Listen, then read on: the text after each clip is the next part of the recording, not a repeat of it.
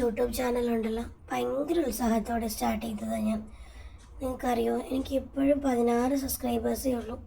എൻ്റെ കണ്ടൻറ്റ് കൊള്ളാഞ്ഞിട്ടാണോ, എനിക്ക് content ഇല്ലാഞ്ഞിട്ടാണോ, no idea. അതുകൊണ്ട് ഉള്ള ഉഷാറൊക്കെ അങ്ങ് പോയി. പിന്നെ യുദ്ധം ഒരു സൈഡിൽ, മഴ ഒരു സൈഡിൽ. നിങ്ങളൊക്കെ അറിയുന്നുണ്ടാകുമല്ലോ അല്ലേ ഇവിടുത്തെ ന്യൂസ്. ഈ മിസൈൽ പൊട്ടുന്ന ശബ്ദവും ഇടിവെട്ടിൻ്റെ ശബ്ദമൊക്കെ ഏകദേശം ഒന്നായതുകൊണ്ട് എന്താണെന്നൊരു ധാരണയില്ല ആർക്കും. എന്ത് സൗണ്ട് കേട്ടാലും ഇപ്പോൾ പേടിയാണ്. ഫ്ലാറ്റിൽ ഫർണിച്ചേഴ്സ് അങ്ങോട്ടും ഇങ്ങോട്ടൊക്കെ നിൽക്കുമ്പോൾ ഭയങ്കര സൗണ്ടാണ്.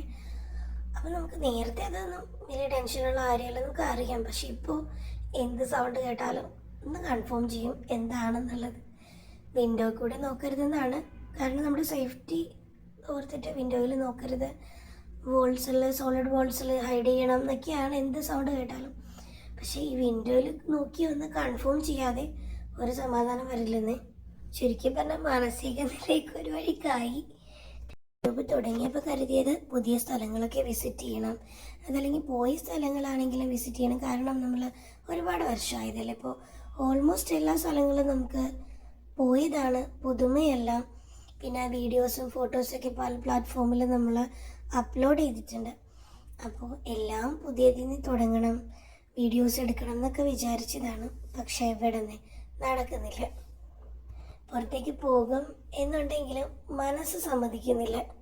ഇവിടെയെല്ലാം ബാക്ക് ടു നോർമലാണ് കേട്ടോ. കാരണം ജോലിക്ക് പോകാതെ ആർക്കും ജീവിക്കാൻ പറ്റില്ല ഇവിടെ. അപ്പോൾ എല്ലാവരും ജോലിക്ക് പോകുന്നുണ്ട്. സ്കൂൾസ് എല്ലാം ഓപ്പണായി. ഇപ്പോൾ ഓൺലൈനാണ് നടക്കുന്നത്. ഏപ്രിൽ 3 വരെ ഓൺലൈനാണ് പറഞ്ഞിരിക്കുന്നത്. അത് കഴിഞ്ഞ ശേഷം ദൈവം സഹായിച്ച് പഴയതിലേക്ക് തിരിച്ചു വരാമെന്ന് പ്രതീക്ഷിക്കുന്നു. അങ്ങനെ അത്യാവശ്യം പ്രശ്നങ്ങളുടെ ഇടയിലേക്ക് ഇപ്പം മഴയും. ഇതിക്ക് മുന്നൊരു ഫ്ലഡ് ഉണ്ടായിരുന്നു. ആ സമയത്ത് കുറച്ച് ബുദ്ധിമുട്ടി, കുറച്ച് നന്നായിട്ട് ബുദ്ധിമുട്ടി. ഇവിടുത്തെ രീതി എന്ന് വെച്ച് കഴിഞ്ഞാൽ മഴ പെയ്ത് കഴിഞ്ഞാൽ ടാങ്കർ വന്ന് വെള്ളം വലിച്ചുകൊണ്ടേ കളയും. അങ്ങനെയാണ് പതിവ്. ഇപ്പോൾ മെയിനായിട്ട് വെള്ളം കെട്ടുണ്ടാകുന്ന സ്ഥലങ്ങളിൽ പമ്പിങ് അവർ വെച്ചിട്ടുണ്ട്. ഈ അണ്ടർ പാസുകളൊക്കെ ഉള്ളതുകൊണ്ട് അതിലേക്ക് വെള്ളം ഇറങ്ങാനൊക്കെ ചാൻസ് കൂടുതലാണ്. ഇനിയിപ്പോൾ ഈ വീക്ക് ഫുള്ള് മഴയാണ് പറഞ്ഞിരിക്കുന്നത്. ഇന്നിപ്പോൾ മഴ പറഞ്ഞിട്ടുണ്ട്, പക്ഷെ ഇതുവരെ പെയ്തിട്ടില്ല. ചുരുക്കി പറഞ്ഞാൽ മഴ, വെടി, പുക എല്ലാം നടക്കുന്നുണ്ടത്. പിന്നെ തുടക്കം പോലെയല്ല കേട്ടോ. ഇപ്പോൾ കുറേയൊക്കെ ടെൻഷൻ റിലീസായി എന്ന് വേണം പറയാൻ. തുടങ്ങിയ സമയത്ത് ഉറക്കം തീരെ ഉണ്ടായിരുന്നില്ല. രാത്രിയൊക്കെ ഉറങ്ങാനേ പറ്റുന്നുണ്ടായിരുന്നില്ല. പകൽ കുറച്ച് നേരമൊക്കെയാണ് ഒന്ന് കണ്ണടയ്ക്കുന്നത്. കാരണം രാത്രി എന്തെങ്കിലും ഇഷ്യൂ ഉണ്ടാകുമോ എന്നൊക്കെ ആലോചിച്ച് വല്ലാത്ത ഒരു പേടിയായിരുന്നു. പിന്നെ എല്ലാം ദൈവത്തിൻ്റെ കയ്യിലല്ലേ, പുള്ളി എന്താണോ ചിന്തിച്ചിരിക്കുന്നത് അതല്ലേ നടക്കൂ. ഈ വീഡിയോ നോക്കണ്ട കേട്ടോ. ഈ വീഡിയോ കാണുന്നവർ ചിന്തിക്കുന്നുണ്ടാവുന്നത് മിക്സ് ചെയ്യാൻ തുടങ്ങിയിട്ട് കുറേ നേരമായല്ലോ എന്ന്. ഞാൻ നിങ്ങളായിട്ട് കമ്മ്യൂണിക്കേറ്റ് ചെയ്യാൻ അല്ലെങ്കിൽ എനിക്ക് സംസാരിക്കാൻ ഒരു മാർഗം അന്വേഷിച്ച് നടക്കുമായിരുന്നു. അപ്പം ഇത് മിക്സ് ചെയ്ത് വന്നപ്പോഴേക്കും നല്ല കളർഫുള്ളും. അപ്പം കരുതി എന്നാൽ പിന്നെ ഇതങ്ങ് വീഡിയോ വെക്കാമെന്ന്. ഫാദറിൻലോയും മദറിൻലോയൊന്നും കൂടെ ഇല്ലാത്തത് കൊണ്ട് നിർബന്ധങ്ങളൊന്നുമില്ല.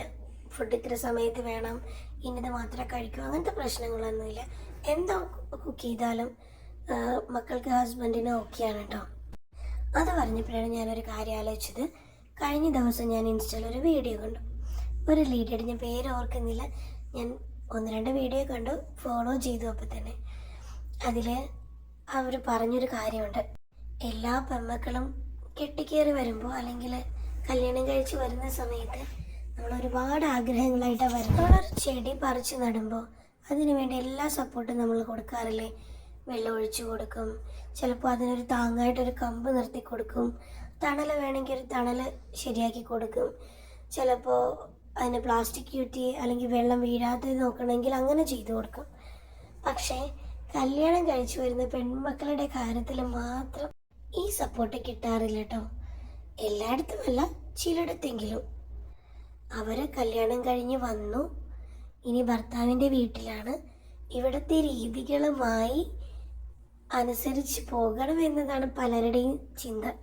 ഒന്ന് ആലോചിച്ച് നോക്കി, ആദ്യമായി കാണുന്നൊരു വീട്, ആ വീടേ പരിചയം ഉണ്ടാവില്ലല്ലോ അവർക്കും.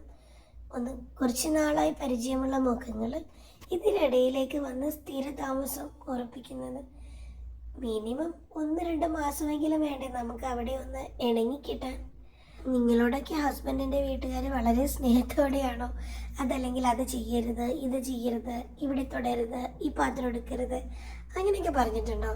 അതൊക്കെയാണ്ടോ തുടക്കം. പക്ഷെ അങ്ങനെ എടുക്കരുത് പിടിക്കരുത് എന്ന് പറയുന്നതിന് പകരം മോളെ ഇതാണ് കേട്ടോ നമ്മൾ കുടിക്കാനെടുക്കുന്ന ഗ്ലാസ്, അല്ലെങ്കിൽ ഈ പ്ലേറ്റൊക്കെ ആണ്ടോ നമ്മൾ ലഞ്ചിനെടുക്കുന്നത്, ഇത്ര അരിയാണ്ടോ നമ്മൾ ഇടാറ്, മോനെ എന്തെങ്കിലും സംശയം ഉണ്ടെങ്കിൽ അമ്മേനോട് ചോദിച്ചോ എന്ന് പറഞ്ഞു നോക്കി. ചെയ്യരുത് എന്ന് പറയുന്നതും മോനെ ഇതാണ് കേട്ടോ ഇങ്ങനെ ചെയ്യണേ എന്ന് പറയുന്നത് രണ്ടല്ലേ? ഈ ബഹുമാനവും സ്നേഹവും ഒക്കെ പിടിച്ചു മേടിക്കാൻ പറ്റാത്തൊരു സാധനമാണ്. അത് കൊടുത്താലേ തിരികെ കിട്ടും. ഇത് കാണുന്ന നിങ്ങളൊക്കെ ഏത് കാറ്റഗറിയിൽ പെടും?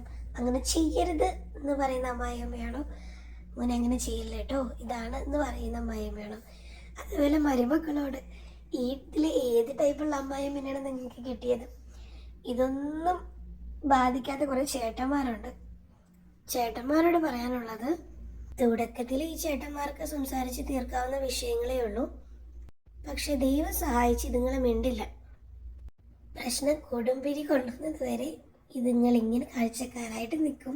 നമ്മൾ ഇതൊക്കെ അനുഭവിച്ചിട്ടുള്ളത് കൊണ്ട് ആര് പറഞ്ഞാലും ഇതൊക്കെ പെട്ടെന്ന് നമുക്ക് മനസ്സിലാകും. അപ്പം ശരി, നമുക്ക് കാണാം ഇനി.